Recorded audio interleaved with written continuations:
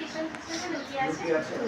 তো আমি মানে ঘাস খেতে খেতে একটুখানি করবো, তো আমাকে মানে এই করতে আসবে, আঘাত করতে আসবে। আমি পালাতে চাইবো, তারপরে আবার আসবে, তখন তুমি যখন দেখবে পালাতে পারছো না, তখন তোমাকে রুখে দাঁড়াতে হবে।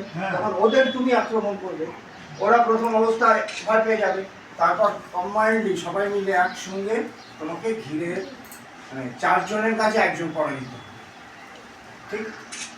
তোমরা বুঝতে পেরেছো কি বলেছি? না, তোমরা এখন ও ঘাস খেতে দাও,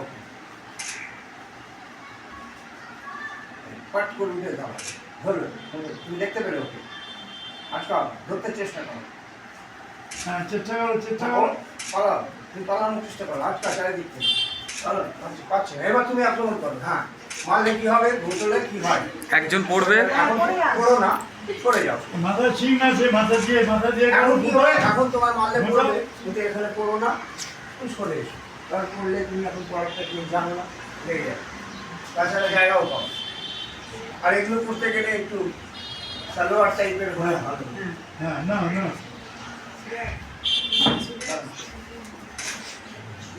এই ধরো, ধরো, না যা ইচ্ছে কর, যা ইচ্ছে কর। ধরে ওটা কিভাবে নিয়ে অলরাউন্ড দিয়ে মাথা কুচি দিয়ে কিভাবে হবে সেটা। এটা গেল এক, না সময় কম, জাস্ট একটা আইডিয়া।